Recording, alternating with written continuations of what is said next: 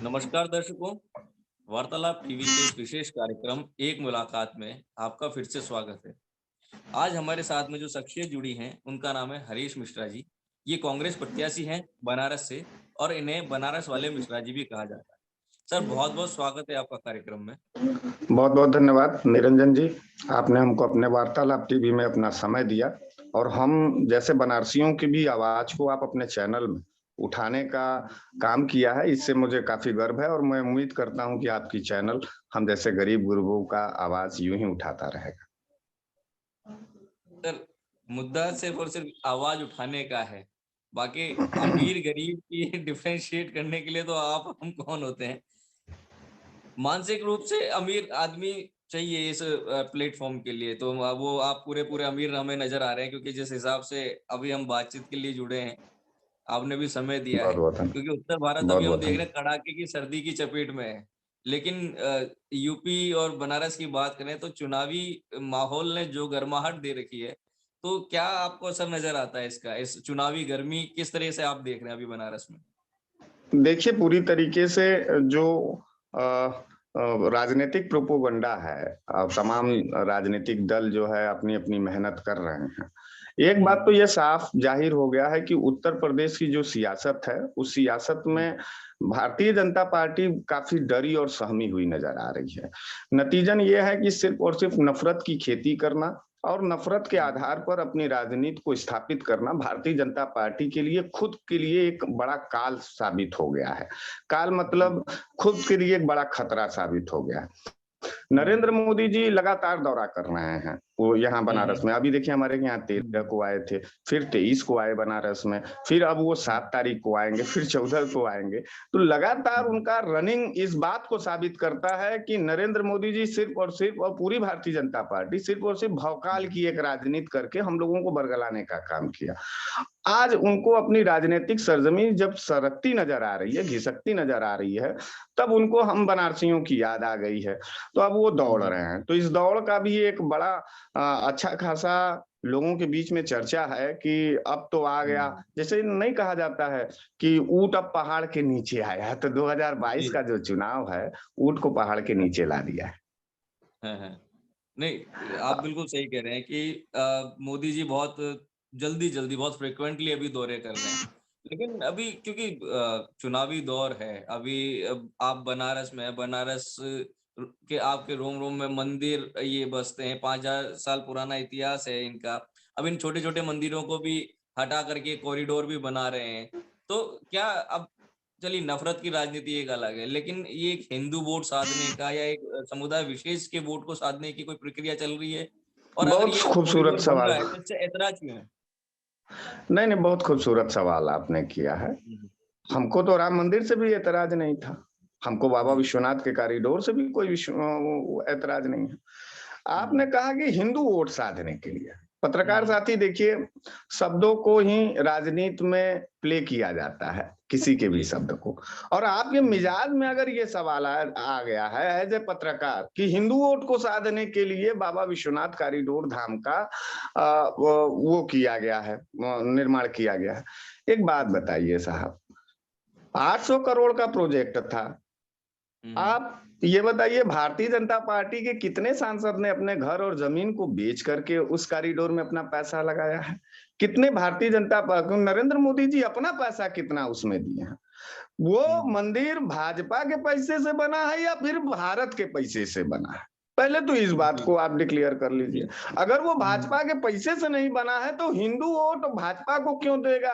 इस बात पे भी एक तर्क होना चाहिए। और दूसरी जी। बात ये है कि अगर वो भारत के पैसे से बना है, तो उसमें हुँ, हिंदू का भी पैसा लगा है, उसमें मुसलमानों का भी पैसा लगा है, उसमें सिख का भी जी। पैसा लगा है, उसमें ईसाई का भी पैसा लगा है। हुँ, तो हुँ, जब हुँ। भारत का पैसा लगा है तो कैसा हिंदू और कैसा मुसलमान? क्यों हुँ, हिंदू हुँ। और मुसलमान को डिवाइड करेंगे? हम लोग बने जी। हुए रस में रहते हैं यानी बनारस में रहते हैं। जी, जी। नरेंद्र मोदी और पूरी भाजपा जो है इस बनारस को नफरत की आग में और हिंसा में ढकेलने की भरपूर कोशिश की पत्रकार महोदय। लेकिन हुँ, मैं हुँ, हुँ। सलाम करता हूं अपने मिट्टी को कि जिसने हुँ, कभी हुँ। भी आज भी नफरत की एक भी पौधे को बढ़ने नहीं दिया और उखाड़ के फेंकने का काम किया। जनाब मैं बड़ा बेबाकी से बोलता हूं। नरेंद्र मोदी जी ही कहे थे कि मैं भिखारी व्यक्ति था। 35 साल भीख मांगे हैं नरेंद्र मोदी जी, ये हम नहीं कह रहे हैं, ये नरेंद्र मोदी जी कहे थे। और आप आइए यहाँ बाबा विश्वनाथ के नगरी में, कभी बैठिएगा और कभी सर्वे करिएगा। ये दैवी शक्ति का वो शहर है कि यहाँ आज भी एक भी भिखारी भूखा नहीं सोता है। बाबा के आशीर्वाद से उसको राशन मिल जाता है। नरेंद्र मोदी जी राजनीतिक भिखारी टाइप के आदमी थे। आ गए बनारस, हम बनारसियों को दया दुआ आ गया उस बेचारे के ऊपर। हमने 2 बार सांसद बनाया, बना करके अच्छा हमने सांसद बनाया तो प्रधानमंत्री देश ने बनाया। बाबा विश्वनाथ की अनुकंपा को देखिए। और जब वो बाबा प्रधानमंत्री बनते हैं तो इस देश को वो तोड़ते हैं, बेचते हैं। अब बताइए ना, नरेंद्र मोदी जी को हम कैसे इज्जत दे दें? नरेंद्र मोदी के शासनकाल में गांधी को गाली दिया जा रहा है धर्म संसद के आड़ में। आप बताइए आपका देश कहाँ जा रहा है? आप बताइए कि आप कौन सा संस्कृति यहाँ पैदा कर रहे हैं? आज वो जो फर्जी धर्म संसद का आड़ लिया जा रहा है, किसको गाली देने के लिए? हमारे और आपके पूर्वजों को गाली देने के लिए। ये आरएसएस का संस्कार है निरंजन जी। देखिए, बनारस तर्क का शहर है। बनारस किसी का पॉलिटिकल गुलाम नहीं हो सकता। भारतीय जनता पार्टी जब विपक्ष में थी तो भी बनारस उसको सीट देती थी। रहमो करम का शहर है बनारस। हमने हमेशा साथ दिया भारतीय जनता पार्टी का। आपको मालूम होना चाहिए, मैं बनारस पर ज्यादा बात करूंगा क्योंकि नरेंद्र मोदी जी यहाँ के सांसद हैं।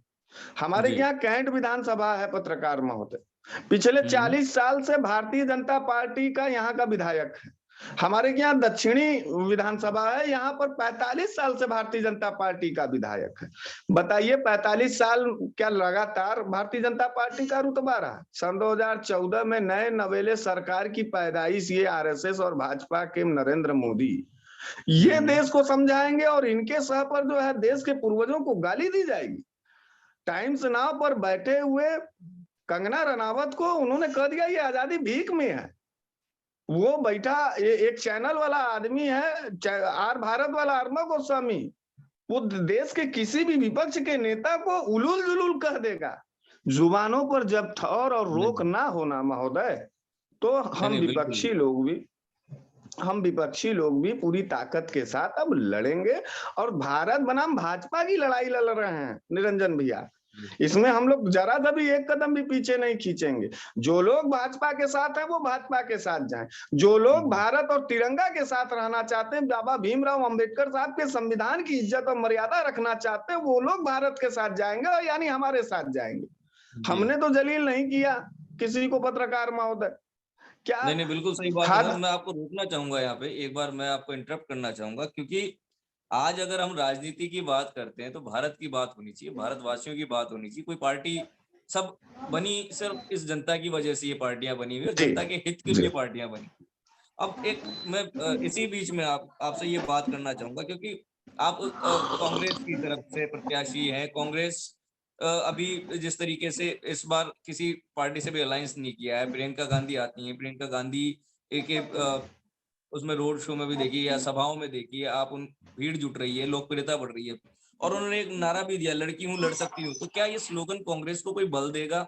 आपने साफ साफ मंशा जाहिर करी है, क्योंकि आप चाहते हैं कि एक राजनीति के तौर पे भारतवासियों का भी, अब आप बनारस हैं तो बनारस वासियों का भी एक उत्थान हो और सब पूरा देश उसमें शामिल होएगा। तो क्या ये संजीवनी आपको मिलती हुई नजर आ रही है? और क्या ये बीजेपी एक्सपोज हो रही है और ये हम इस नीचता की राजनीति से, किसी दूसरे पे आरोप प्रत्यारोप लगाने से हम बाहर निकल पाएंगे?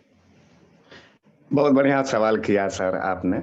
और ये जरूरत होती नहीं है किसी पत्रकार को इस तरीके से सवाल पूछने की। आज के तारीख में मैं ये देख रहा हूँ बड़े बड़े चैनलों में। फिलहाल वार्तालाप टीवी को मैं शुभकामनाएं देता हूँ कि इतनी हिम्मत आपके अंदर है, और शायद आप जैसे पत्रकारों की वजह से हम जैसे नेताओं की भी जो है अस्तित्व बची हुई है। रही बात लड़की हूं लड़ सकती हूँ, बहन प्रियंका गांधी पूरी ताकत के साथ काम करना। आप सोचिए कि उत्तर प्रदेश में ही कांग्रेस पार्टी ने लड़की हूं लड़ सकती हूं का नारा क्यों दिया? आपको हाथरस का कांड तो याद होगा पत्रकार महोदय। जी, आपको उन्नाव का कांड याद होगा पत्रकार महोदय, बिल्कुल। सहारनपुर को याद होगा, हमारे बनारस में अभी रिसेंटली 1 महीना पहले प्राइवेट स्कूल के अंदर 9 साल की बच्ची के साथ जी। बलात्कार होता है, उसको मार दिया जाता है। हुँ, आप समझिए कि बच्चियों के ऊपर आफत आ गया है। हम लोग एक बात को देखिए, मैंने आपको शुरू में ही कहा कि बनारस तर्क का शहर है। बनारस तर्क का इंजन क्रिएट करता है। जी, हमारे पास बच्ची नहीं रहेगी पत्रकार महोदय, तो जब वो पापा हमको नहीं कहेगी तो उस पापा का बोध हमको कैसे होगा? जी। हम एक पारिवारिक दर्द के साथ, एक पारिवारिक मर्यादा के साथ आपसे कनेक्ट होना चाहते हैं, न कि कोई हुँ, पत्रकार, न कि कोई जी। नेता। बच्चे का दर्द होता है, बच्चों को पढ़ाना रहता है, बच्चों से तमाम ज़िम्मेदारियाँ पारिवारिक रहती हैं। बच्चियों के स्कूल भेजने पे आज डर सा लग रहा है उत्तर प्रदेश के अंदर। हमारा ही नहीं, आप उत्तर प्रदेश के किसी भी लोगों से पूछिए। इस तरीके हुँ, का भयावह स्थिति उत्तर प्रदेश में जी। योगी बाबा ने खड़ा कर दिया है कि अब मन जल और भून सा गया है कि अब किसी भी नेता को चुनेंगे तो पारिवारिक नेता को चुनेंगे। कोई मठ मंदिर वाले जो है लोगों को नहीं चुनेंगे, जो मठ मंदिर से बैठ करके आपराधिक प्रवृत्तियों को बढ़ावा देते हैं। हुँ, हुँ, आपको हुँ, हुँ। याद होगा चिन्मयानंद बलात्कार करता है, हरेसमेंट करता है बच्ची का, और उसके समर्थन में यही भाजपाई तिरंगा यात्रा निकालते हैं। उस दौर को देख करके यही कुलदीप सिंह सेंगर, भारतीय जनता पार्टी का विधायक, पूरे पूरे परिवार को खत्म कर दिया। और भारतीय जनता पार्टी जरा सा भी बोलने का जरूरत नहीं की कुलदीप सिंह सेंगर को। ये तो 2 छोटे उदाहरण हैं। हाथरस को आपने देख लिया, बच्ची को पुलिस ने जलाया आधी रात को। हुँ, आप हुँ, हुँ। बताइए, लड़की हूं, लड़ सकती हूँ। दूसरी बात, भारतीय जनता पार्टी लड़कियों यानी महिलाओं यानी देश की आधी आबादी पर कौन सा प्रोजेक्ट लाई थी? क्या काम हुँ, की हुँ। थी? आज बहन प्रियंका गांधी ने ये कहा कि नहीं, हम आधी आबादी की लड़ाई लड़ेंगे। और लड़की हूं, लड़ सकती हूं का जब नारा दिया तो लोगों के माथे पर पसीना आ गया, लोग जुगनू बन करके दौड़ने लगे पूरे उत्तर प्रदेश में। योगी बाबा को तो निदिये नहीं आ रहा है, रात भर वो हुँ, छाती पीट रहे हैं, सवेरे जाके उलूल जुलूल भाषण दे रहे हैं। वो अब्बा जान में फंसे हुए हैं। इस हुँ, प्रदेश हुँ। को शिक्षा पर, इस प्रदेश को स्वास्थ्य पर, अभी हम लोग कोरोना काल झेले कार महोदय, हमारे माँ गंगा के गोद में यही नरेंद्र मोदी कहे थे कि हमको माँ गंगा ने बुलाया। और कितना हुँ, हुँ। विकृत मानसिकता के माँ गंगा का यह पुत्र निकला जिसका नाम नरेंद्र मोदी है। वो आता है और हम बनारसियों को तनाव और अकेला और लाचार और बेबस बनारस में छोड़ देता है पत्रकार महोदय। हमारे घरों के लोगों को ऑक्सीजन और बेड और वेंटिलेटर नहीं मिलता है, और हम लाश भी जलाने के काबिल नहीं रह जाते हैं, इतने ज्यादा लूटे जाते हैं प्राइवेट अस्पताल में। और हमारे माँ गंगा के गोद में हजारों हजार लाशें बहते देखिए, आप भी देखे होंगे पत्रकार। हम कोई राजनीतिक बात नहीं कर रहे हैं। देखिए उतना सर ए भयावह एक स्थिति दे जी, नहीं, मैं आपको रोकूँगा क्योंकि अब मेरे 2 सवाल निकल के आते हैं। पहला आपने कहा कि हमें संवेदनाओं के साथ में भी आना है।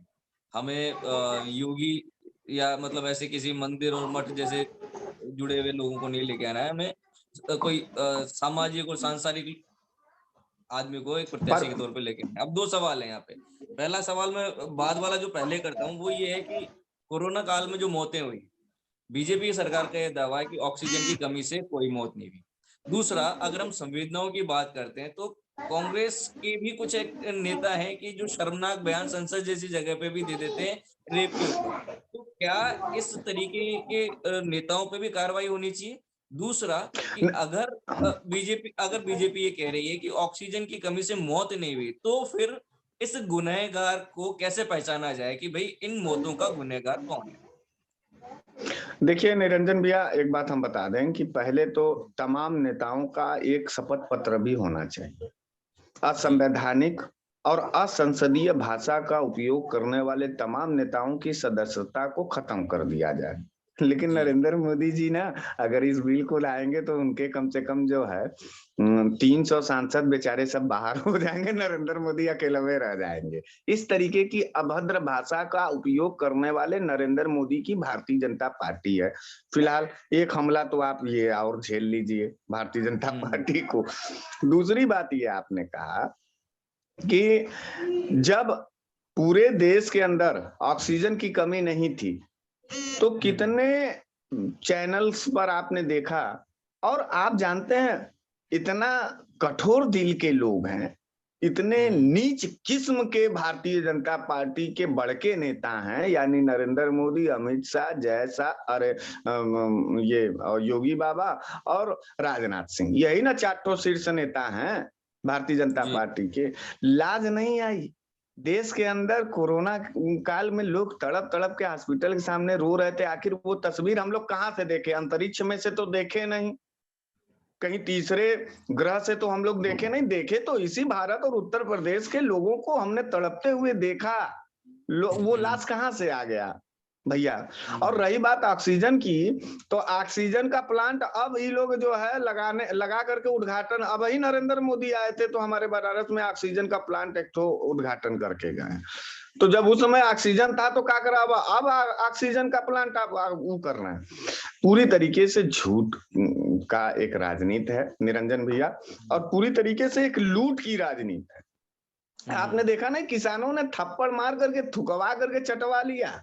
आपको सुनने में थोड़ा बुरा लगेगा, लेकिन आप उस तड़प को नहीं समझ पाएंगे कि जो 1 साल तक बैठ करके गर्मी, बरसात और जाड़े को हम लोगों ने झेला है, हमारे घर और परिवार और प्रदेश के लोगों ने झेला है उस रोड पर। कह देना बहुत आसान है कि ये आतंकवादी हैं, खालिस्तानी हैं। सरकार इस देश को आपके माध्यम से बताना चाहूंगा कि किसानों का कर्जदार होना चाहिए। किसानों ने लड़ना सिखा दिया निरंजन भैया उत्तर प्रदेश में। आज जब किसान आंदोलन की सफलता के बाद एक एक नौजवान और महिलाएं और बेटी और बुनकर और मजदूर वर्ग जो है, आज वो हिम्मत और मुट्ठी बांध करके खड़ा है कि सरकारों से सवाल पूछने के लिए बनाया जाता है, न कि सरकारों की जी हुजूरी और गुलामी करने के लिए। हम बनारस के अंदर और पूरे उत्तर प्रदेश के अंदर यही प्रयास कर रहे हैं। बहन प्रियंका गांधी यही कह रही हैं, मत दो कांग्रेस को वोट। काहे दे रहे हो कांग्रेस को वोट? नहीं चाहिए आपका। अभी आप संतुष्ट हो लीजिए, लोगों को मौका दे रहे हैं ना। सपा को दिया, बसपा को दिया। 20 साल की राजनीतिक कैरियर उत्तर प्रदेश की आपने देखा, सपा और बसपा के मध्यांतर। उसी में 10 साल और जोड़िए, राजनाथ सिंह भी मुख्यमंत्री थे उत्तर प्रदेश के, और योगी आदित्यनाथ भी हो गए, तो 10 साल इनका भी आप जोड़ लीजिए। उत्तर प्रदेश को ठगा गया, उत्तर प्रदेश को मजदूरों का प्रदेश बनाया गया, और उसकी कलई और उसकी सच्चाई खुल गई ना रंजन भैया। जब आप जा करके देखेंगे, दिल्ली और महाराष्ट्र से जब कोरोना काल में मजदूर आ रहे थे बेचारे, आपने देखा कितना लंबा तादाद था और किधर के तरफ जा रहे थे? वो यूपी आ रहे थे। बहन प्रियंका गांधी उसमें क्या की? 1000 बस दी थी ना। योगी बाबा क्रूरता के साथ उस बसों को वापस कर गए और कहे कि मैं क्रूर मठाधीश आदमी हूं, मैं हत्या और खून पीने वाला मुख्यमंत्री हूं, मैं लोगों को रोता हुआ देखना चाहता हूं, तड़पता हुआ देखना चाहता हूं, बिलबिलाता हुआ देखना चाहता हूं। इसलिए योगी बाबा के कलेजे में इंसानी दिल नहीं है, जानवर का दिल है।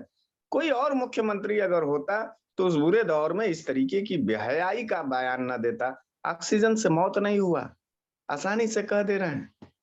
जब लोगों की मौत पर किसी को दर्द नहीं होना, इसका यह मतलब है निरंजन भैया कि वो आदमी राक्षस है, उस आदमी के अंदर इंसानी दिल नहीं है। और ऐसे लोगों को भगा दीजिए, धक्के मार के हम लोग भगाएंगे।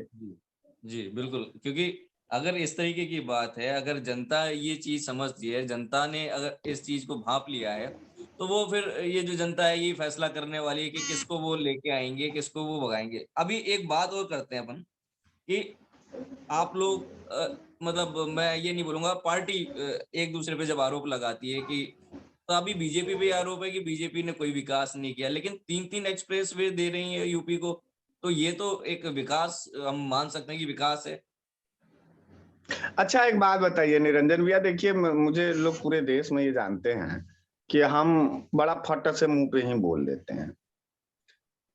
एहसान किया है सरकार ने, वोट दिया है जनाब, वोट दिया है उत्तर प्रदेश में लाइन लगा करके, और थोड़ा मोड़ा नहीं, 300 पार का वोट दिया है, 300 पार सीट। हमको गिनाओगे? इन पार्टियों को आज मैं व्यक्तिगत रूप से एज ए बनारसी बात कर रहा हूं, कोई कांग्रेसी नेता बात नहीं कर रहा हूं। हमारी कांग्रेस पार्टी भी अगर इस तरीके की बात करती है तो मैं उसका भी विरोध करता हूं। ये जरूरत सिर्फ और सिर्फ कांग्रेसी नेताओं के अंदर है। भारतीय जनता पार्टी का एक को नेता नहीं बोल पाएगा नरेंद्र मोदी के खिलाफ, लेकिन मैं यहाँ बोल रहा हूँ, अगर जनमत मिला है तो आप एहसान नहीं किए मेरे ऊपर। हमने वोट दिया, उस काबिल आपको बनाया है, आप हमको 3 एक्सप्रेस वे दे दिए, ठीक कर दिए। हमको एम्स क्यों नहीं दिए? हमको एम्स क्यों नहीं दिए? हमारा जो डिजिटल इंडिया का जो कहानी तुम गढ़ रहे थे नरेंद्र मोदी और योगी, कठ प्राथमिक विद्यालय गरीब बच्चे जहां पढ़ते हैं, देखिए विकास कहाँ करना था, निचले हिस्से में ना, हमारे और आप में तो नहीं ना, हम आप चल रहे थे। भारत के अंतिम हिस्से की राजनीति करने की बात हो रही थी, उनको विकास में ले जाने की बात हो रही थी। कठ प्राथमिक विद्यालय को डिजिटल बना दिया गया। जानते हैं बनारस में जो शहरी इलाके के प्राथमिक विद्यालय थे ना, उस पर भारतीय जनता पार्टी के नेताओं ने कब्जा करके होटल बना लिया। निरंजन जी कभी आइएगा, हम दिखाएंगे आपको। इस तरीके की कब्जेदारी और लूट और चोट्टागिरी करने वाले नेता भारतीय जनता पार्टी में बैठे हुए हैं। मैंने आपसे शुरू में ही कहा कि भाजपा बनाम भारत की लड़ाई चल रही है, कोई कांग्रेस सपा और बसपा भाजपा नहीं लड़ रही है, आम आदमी लड़ रहा है। बहन बेटी, गरीब, किसान, मजदूर, बुनकर सब लड़ रहा है। हमारा बनारस बनारसी साड़ी के लिए पहचान किया जाता है। आप आइए बनारस के बुनकरों से बात करिए, आप देखिए किस तरीके से यहाँ के बुनकरों को कॉमर्शियल बिजली दिया जा रहा है, जबकि यही कांग्रेस थी। तो उन्होंने कहा कि नहीं, आप देश हस्तकला को आप उत्थान करते हैं, विकास करते हैं। बनारस की साड़ी विदेशों में रखी जाती है, पहचान रखती है। बनारस का साड़ी, बनारस का पान, बनारस का घाट, बनारस का शाम, बनारस का अलमस्ती बेबाकीपन, बनारस का अल्हड़पन, बनारस का तर्क, बनारस का ज्ञान, बनारस का सम्मान। हमने हमारे परंपरा पर हमला किया नरेंद्र मोदी और भाजपा और आरएसएस के लोगों ने। गुरु एक बात मैं बता दूं, हम लोग बड़ी दौड़ा के मारने के मूड में हैं। जो हमारे तिरंगा और हमारे पूर्वजों को गाली देगा, हम लोग उसको बड़ी मार मारेंगे और गिरा के मारेंगे। कानून अगर कालीचरण दास के लिए नहीं है साहब। देखिए मैं क्यों बोल रहा हूं, हमको हिम्मत कहां से आई इस तरीके का बात कहने का। आरएसएस के द्वारा लगाए गए धर्म संसद से मुझे ये सीख मिला कि अगर भगवा पहन करके देश के वाजिब पूर्वजों को अपने विरासत को गाली देने का काम राष्ट्रभक्ति है, तो हम भी यहाँ बैठ करके देश के वर्तमान प्रधानमंत्री नरेंद्र मोदी, अमित शाह, योगी जी को भरपूर गाली देंगे और हम भी राष्ट्र प्रेमी बनेंगे। हम कहाँ इनसे एक पीछे रहेंगे एक कदम। मुद्दे की बात होगी तो भारतीय जनता पार्टी का कब्र खुद चुका है। भारतीय जनता पार्टी शमशान यात्रा की तैयारी कर रही है और उत्तर प्रदेश की जनता अब इनको, आपको हम क्या बताएं कि वोट के नाम पर मारपीट हो जा रही है यहाँ देने पर। यही बनारस है, हवा और चक्कर गिन्नी उड़ गई है लोगों का। तो सब लोग जाने वाले हैं, बोरिया बिस्तर बंधेगा। मैं रोकूंगा एक बार आपको। आप अब हम बात करते हैं कि नब्ज पकड़ने की, चुनाव के हिसाब से अगर हम बात करें, राम मंदिर का मुद्दा अब नहीं रहा, राम मंदिर बन गया, जनता खुश है या नहीं है वो जनता जाने। अभी कांग्रेस क्या किस मुद्दे पे चुनाव लड़ेगी? क्या संवेदनाएं या मुद्दे या क्या विकास, किस चीज पे लड़ने वाली है कांग्रेस? आपने किसी भी और पार्टी से अलायंस नहीं किया है, तो आप इतने आत्मविश्वास के साथ में किस चीज की वजह से, मतलब क्या आपके पास में मुद्दे हैं जो आप उतरने वाले हैं? देखिए मुद्दे की तो बात हम गिना देंगे। पार्टी का घोषणा पत्र आ भी चुका है और हम वो आप तक पहुंच जाएगा। देखिए आपने कहा आत्मविश्वास, हम आपको बता दें, हम सुकून की मुद्दे की बात करना चाहते हैं। हम सुरक्षा के मुद्दे की बात कर, हर आदमी के अंदर सुरक्षा का भावना हो, हर आदमी के अंदर सुकून हो। गुरु देखिए बहुत हो चुका, 7 साल से हम लोग पूरे वैश्विक स्तर पर बहुत निचले दर्जे पर भारतीय जनता पार्टी ने भारत के तिरंगे को लेके चला गया।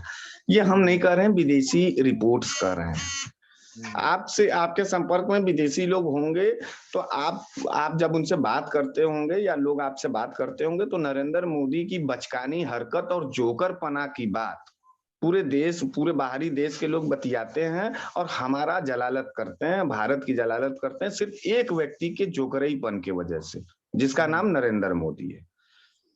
आपको हम बता दें कि हम अपने भारत की मर्यादा को ऊपर ले जाने के लिए काम कर, एक एजेंडा है कि सुकून चाहिए, नफरत नहीं चाहिए, कानून की बहाली होनी चाहिए। बाबा भीमराव अंबेडकर, हिंदू मुस्लिम सिख ईसाई हमें आपस में भाई भाई, इसको हम स्थापित करेंगे। आज तो तार तार हो गया, टूट गया। और रही बात कि हम विकास क्या करेंगे, मान्यवर, हम 70 साल में जो कपड़े हम पहने हैं ये हमारे भारत के कंपनी का बना हुआ है। तो हम, वो कंपनी बना तो भारत ने, कांग्रेस ने बनवाया, रोड बनवाया तो कांग्रेस ने बनवाया, हम लोगों ने बनवाया है। स्कूल, प्राथमिक विद्यालय, बिजली, लाइट, बत्ती, हम तो पैदा हुए थे आज के 40 साल पहले साहब, तो हम तो अपने घर में लट्टू जलता हुआ देखे। लट्टू मीन्स बल्ब, हमने बल्ब देखा, बिजली देखा। तो क्या कांग्रेस काम उस समय नहीं की थी? आप बताइए। हम तो सड़क बाहर निकले, स्कूल गए, 40 साल पहले स्कूल का मुंह हमने देख लिया। तो इस तरीके का हमने काम करने का इतिहास बनाया, हमारी विरासत है काम करने का। इस समय उत्तर प्रदेश में जबरिया जो दंगा और हिंसा कराने की कोशिश की जा रही है बतौर सरकारी मशीनरी के तरफ से, उसको हम लोग अपने शासनकाल में नहीं होने देंगे। और सबको एक सुरक्षा रहेगा, सबको एक समानता का अधिकार रहेगा। और कोई भी जाति, मजहब, धर्म के आधार पर अगर हिंसा और युद्ध करने की परिस्थिति को लाता है तो गुरु उसको जो है कानूनी कार्रवाई के हिसाब से तो उम्र कैद तक का भी व्यवस्था उसको दिलवाने का काम हम लोग करेंगे। हर आदमी के अंदर एक अजीब सा उत्साह रहेगा कि वाह, मेरा उत्तर प्रदेश बन चुका है और उत्तम प्रदेश की तरफ हम जाएंगे। हम लोग इस पर काम कर रहे हैं। भारतीय जनता पार्टी और तमाम लोग क्या काम कर रहे हैं वो आपके सामने है, वो आपके सामने मिल जाएगा, दिख जाएगा। चलिए सर, अब मेरा अंतिम सवाल मैं रखूंगा, क्योंकि समय की अल्पता के चलते एक अंतिम सवाल ये है, क्योंकि आपने बताया कि आत्मविश्वास से लवरेज पार्टी है। अभी प्रियंका गांधी ने भी नारा दे दिया है, लड़की हूँ लड़ सकती हूँ। आप संवेदनाओं के साथ में भी सबके साथ में जुड़ रहे हैं, और अभी किसी पार्टी से अलायंस नहीं कर रहे हैं। इसका मतलब है कि आप में खुद में आत्मविश्वास है, आपकी पार्टी में आत्मविश्वास भरा हुआ है। अब बात करते हैं, तो फिर मुख्यमंत्री का चेहरा कौन? देखिए, एक बात हम आपको बता दें, कांग्रेस पार्टी लोकतांत्रिक पार्टी है और जिस तरीके से हमारा रिजल्ट आएगा, जनता हमारे ऊपर विश्वास अगर दिलाती है तो हमारे पास तमाम लोग थे। आप देखिए, फिर भारतीय राजनीति के फ्लैशबैक में जाइए। लाल बहादुर शास्त्री हमारे बनारस के थे। अब किसके शासनकाल में प्रधानमंत्री हुए पत्रकार महोदय? कांग्रेस के थे। दूसरे देश के प्रधानमंत्री लाल बहादुर शास्त्री जी, पंडित जवाहरलाल नेहरू जी के बाद। तो हमने तो दिया ना। अच्छा, एक बात बताइए, पीवी नरसिम्हा राव कहाँ के थे? दूसरे चेहरे थे, लेकिन बनारस कांग्रेस में आकर के प्राइम मिनिस्टर बने। हमने एच.डी. देवगौड़ा साहब को प्रधानमंत्री बनाया। हमने इंद्र कुमार गुजराल साहब को प्रधानमंत्री बनवाया। हमने डॉक्टर मनमोहन सिंह जैसा होनहार और सबसे विद्यमान प्रधानमंत्री भारत को दिया। हमारे यहाँ चेहरों की कमी नहीं है साहब, आपके विश्वास की कमी है।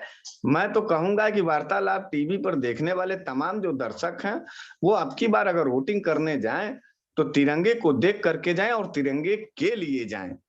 निकालिए पैर कदम वोटिंग मशीन के तरफ, और तब तक बटन दबाए रहिए जब तक ईवीएम ये चिल्ला के न कह दे कि सरकार कांग्रेस की आ चुकी है, सुकून हमारे माथे और दिलों में आ चुका है। तो हम लोग तो इस विषय पर काम करने जा रहे हैं। तो रही बात ये कि हमारे यहाँ चेहरों की कोई कमी नहीं है, एक से एक हमारे पास बुद्धिजीवी लोग हैं और मार्मिक लोग हैं, यानी अंतरात्मा से, हृदय से मुलायम लोग हैं, कठोर लोग नहीं हैं, हिंसा हत्यारे वाले लोग नहीं हैं। हम लोग इस देश से बेहद प्यार करते हैं और इस देश की मिट्टी में हम लोगों का खून, हम पूर्वजों का गया, इसलिए मिट्टी से प्यार करते हैं। आरएसएस का कोई मिला है जो ये बता पावे कि इस मिट्टी में उनका खून मिला है? बजरंग दल वाले कोनो है? नहीं है। इसलिए ये चिढ़ते हैं हम कांग्रेसियों से, इनका विरासत बड़ा कलंकदार रहा है, दागदार है, इसलिए ये चिढ़ते हैं। ये उलूल जुलूल फर्जी फर्जा कर करके आ तो चुके हैं हिंदू और ये सब। अच्छा पत्रकार भैया, आपने एक सवाल नहीं पूछा, मुझे भी याद आ गया। राम मंदिरवा में कि ये तो धर्म के ठेकेदार लोग थे, इन लोगों ने धर्म की ठेकेदारी इस कदर से की है कि हर जगह चोरी की है, इनके ठेकेदारी में भी चोरी है। राम मंदिर में चंपत राय जी वहां राम मंदिर न्यास पीठ के बहुत प्रमुख सदस्य थे। जैसा नाम रहता है वही भारतीय जनता पार्टी के लोग उस आदमी को काम दे देते हैं। नाम था चंपत राय, पूरे देश से पैसा उतारे सब, और 2 करोड़ की जमीन में दलाली इतना तगड़ा खाए कि 18 करोड़ का बेचे सब। तो बताइए धर्म कहाँ है, बताइए आस्था कहाँ है? इस सिर्फ पे और तो सिर्फ जांच शुरू चोरी। कीजिए। नहीं, जांच क्या होगा निरंजन भैया, जांच क्या होगा? ये सवाल क्यों उठ गया, क्यों विपक्षी के पास ये मुद्दा चला गया? इसका ये मतलब है कि दाल में कहीं ना कहीं काला है निरंजन भैया। और आदमी सच को आंच नहीं होता। क्यों नहीं होगी बाबा? आप मुकदमा करवा रहे हैं सबके ऊपर, करवा दें, प्रियंका गांधी के ऊपर मुकदमा करवा दें, जो है सबके हम लोगों के ऊपर मुकदमा। गुरु, कुल मिला जुला करके भारतीय जनता पार्टी के क्रूरता से और भारतीय जनता पार्टी के चोरी से हम लोग बड़ा परेशान है साहब। हे वार्तालाप टीवी के प्रमुख पत्रकार महोदय, हमारे तरफ से ये हाथ जोड़ के आपसे निवेदन है कि कह दीजिए पूरे देश में कि देश की आत्मा आज रो रही है और भारतीय जनता पार्टी उस देश की आत्मा के साथ बहुत क्रूरता के साथ पेश आ रही है। क्रूर लोगों को बाहर करने का और रास्ता थप्पड़ मार करके बाहर करने का काम कराए। हम लोग मर गए। देखिए 100 रुपया का, एक बतिया सुन लीजिए पत्रकार भैया, 100 रुपया का पेट्रोल अब नहीं खरीदा गया कोरोना काल के बाद। हम आपसे इसलिए इस भाव में बात कर रहे हैं क्योंकि हम आपको जानते हैं कि आप जानवरों की बात नहीं करेंगे। गाय हमारी माता है, बैल हमारा बाप है, इस बात को हम जानते हैं हिंदू धर्म शास्त्र के अनुसार। लेकिन हम जानवर पैदा नहीं हुए, हम इंसान पैदा हुए हैं। इस बात को भी हमको और आपको ध्यान में रखना होगा कि हम जानवर हो जाएं। गाय हमारी माता हो गई तो गाय हमारी माता, हम उसका पूजा पाठ करेंगे, लेकिन हम जानवर नहीं ना हो सकते। कोरोना काल के बाद पत्रकार भैया पूरे देश के अंदर 100 रुपया 110 रुपया का ये सब पेट्रोल दिए, बड़ी बेरहमी से दिए। बताइए कहाँ मानवीयता था? हर एक आदमी कलप रहा था, रो रहा था। जानते हैं कोरोना काल के दौरान में मास्क के नाम पर घर से निकले हुए व्यक्ति के जेब में 100 रुपया, उस समय पैसा भी नहीं रहता था, काम धाम भी नहीं होता था, चौराहे पर पुलिस डकैतों की तरफ पीटती थी, यही योगी सरकार में चौराहे पर, और पैसा छीन लेती थी मास्क के नाम पर। बिना पैसे बिना सब्जी के लोग घर जाते थे। आप समझिए खाने वाला खाद्य तेल 215 रुपया सरसों का तेल हो गया। हम इतना ज्यादा लाचार हो गए, घर में तेल नहीं आ रहा, रिफाइन नहीं आ रहा, राशन नहीं आ रहा, गैस का बिजली का बिल आप देख लीजिए, ईएमआई कहे थे कि माफ होगा, ईएमआई हर आदमी के ऊपर 1,50,000 की बैंक की एक छोटी मोटी लोन होती है। इसीलिए हम आपसे शुरू में कहे ना कि अब हम लोग कोई नेता चुनेंगे तो पारिवारिक चुनेंगे, जिसके पास बहन बेटी फूफा बुआ सब रहेगा, तब उसको समझ में आएगा कि क्या होता है सामाजिक दायरा, ताना बाना, किसके यहाँ क्या करना। ये सब आए एकदम लफंडूस टाइप के आदमी और एकदम बैठ करके भैया जो है खाली अपन ही मतलब। और रही बात ये कि ज्यादा बिना पर अगर योगी बाबा महंत हैं और ये हिंदू धर्म के सम्राट हैं, तो एक बात बताइए, तब तो चंबल के घाटी वाला हो डकुआ तो शंकराचार्य कहला जाएगा। इस तरीके की वैचारिक गतिविधि पर रोक लगनी चाहिए। चोरों को सत्ता से बाहर ढकेलिए। बच्चों का सवाल है, आने वाले भविष्य का सवाल है। एलआईसी कुल बिकी गया, रेल भेल तेल कुल बिकी गया, कुल देश का विरासत बिकी न गया पत्रकार भैया। अब कौन बचाएगा इसको? हम ही आप न बचाएंगे, लड़ रहे हैं। और ये पूरी क्रूरता आपको बता दें कि ये गृह हिंसा में ढकेलने की साजिश की जा रही है। धर्म संसद इस बात का आहट दे गई है कि अब भारत में ही लोगों से मर जाओ। हिटलर और मुसोलिनी के आधार पर इन सबों का ये लड़ाई चलने वाला है और भारत के अंदर अब गृह हिंसा की तैयारी कर रही है भाजपा। हम लोग एकजुट होकर के लड़ेंगे और हर स्तर पे लड़ेंगे, जीतेंगे। नहीं, चलिए, आपके विचार हैं, आपने रखे हैं कि क्या वास्तव में एक राजनीति का मुद्दा होना चाहिए। आप अपनी बात रखते हैं, जनता उसको कितना स्वीकारती है, जनता किस तरीके से पार्टी को मैंडेट देती है, वो जनता के ऊपर है। हम आपकी बात को जनता तक पहुंचाने की जिम्मेदारी उठाते हैं। आप जनता के अधिकारों को और जनता के जो भी विकास की धारा को बहाने की जिम्मेदारी उठाइए। बाकी किस तरीके से जिस पार्टी ने बीच में काम किया है, जनता उसको देख ही लेगी। आप हमारे साथ में जुड़े, इतनी महत्वपूर्ण बातें हमने आपसे जानी, बनारस के मूड को हमने समझा, उसके लिए बहुत बहुत धन्यवाद। आपने समय दिया वार्तालाप टीवी में, और उम्मीद करते हैं कि उम्मीद करते हैं कि आपकी पार्टी उसी प्रबलता से आए, और अगर जनता के हितों की बात है तो जनता जरूर आपको मैंडेट देगी। बहुत बहुत धन्यवाद बहुत सर, बहुत एक बार फिर धन्यवाद, से। बहुत बहुत धन्यवाद सर, नमस्ते।